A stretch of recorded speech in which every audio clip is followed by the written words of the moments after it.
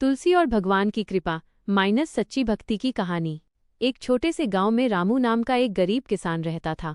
उसका जीवन बहुत कठिनाइयों से भरा था।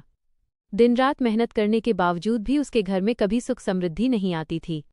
रामू का परिवार छोटा था, उसकी पत्नी और एक छोटी बेटी। गरीबी के कारण कई बार उन्हें भूखे पेट भी सोना पड़ता था, लेकिन फिर भी रामू ने कभी भगवान पर विश्वास नहीं छोड़ा। तुलसी के प्रति श्रद्धा। रामू के घर के आंगन में एक छोटा सा तुलसी का पौधा लगा हुआ था।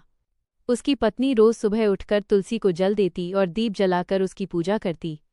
वह मानती थी कि तुलसी में भगवान का वास होता है।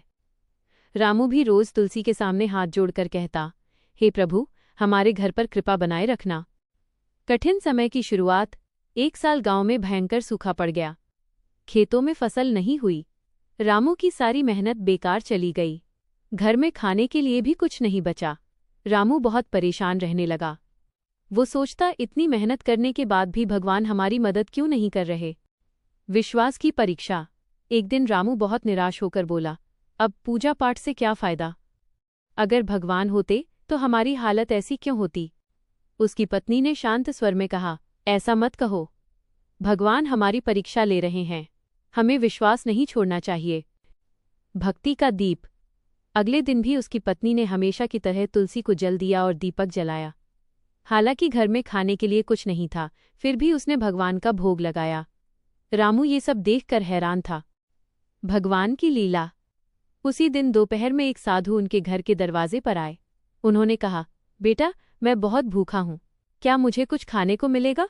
रामू ने दुखी होकर कहा, बाबा, हमारे पास तो खुद खाने के लिए कुछ नहीं है। लेकिन उसकी पत्नी ने तुरंत कहा, रुकिए बाबा, मैं कुछ लेकर आती हूँ। अंतिम भोजन का दान। उसने घर में बची हुई आखिरी रोटी साधु को दे दी। रामू हैरान होकर बोला, हम खुद भूखे हैं और तुमने अपना आखिरी खाना भी दे दिया। पत्नी मुस्कुराकर बोली, भगवान भूखे के रूप में आए हैं, उन्हें खाली हाथ कैसे जाने दूं। चमत्कार।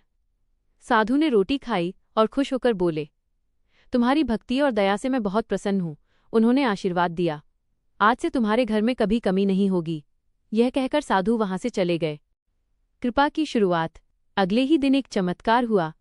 रामू के खेत में अचानक हरियाली आने लगी। जहां सूखा पड़ा था वहां फसल उगने लगी। कुछ ही दिनों में उसकी फसल इतनी अच्छी हो गई कि वो गांव का सबसे खुशहाल किसान बन गया। सच्चाई का एहसास। रामू को समझ में आ गया कि वो साधु कोई और नहीं बल्कि खुद भगवान थे, जो उसकी परीक्षा लेने आए थे। वो तुरंत तुलसी के पास गया और भगवान से माफी मांगने लगा। उसने कहा, हे प्रभु, मुझे माफ कर दीजिए, मैंने आपका विश्वास खो दिया था। नई जिंदगी। उस दिन के बाद रामू और उसकी पत्नी और भी ज्यादा भक्ति करने लगे। वे हमेशा जरूरतमंदों की मदद करते और भगवान का धन्यवाद करते। उनका घर हमेशा सुख शांति से भरा रहने लगा। कहानी की सीख। तुलसी में भगवान का वास होता है। सच्ची भक्ति और दया से भगवान प्रसन्न होते हैं। कठिन समय में भी विश्वास नहीं खोना चाहिए। भगवान हमेशा अपने भक्तों की परीक्षा लेते हैं, लेकिन अंत में कृपा जरूर करते हैं।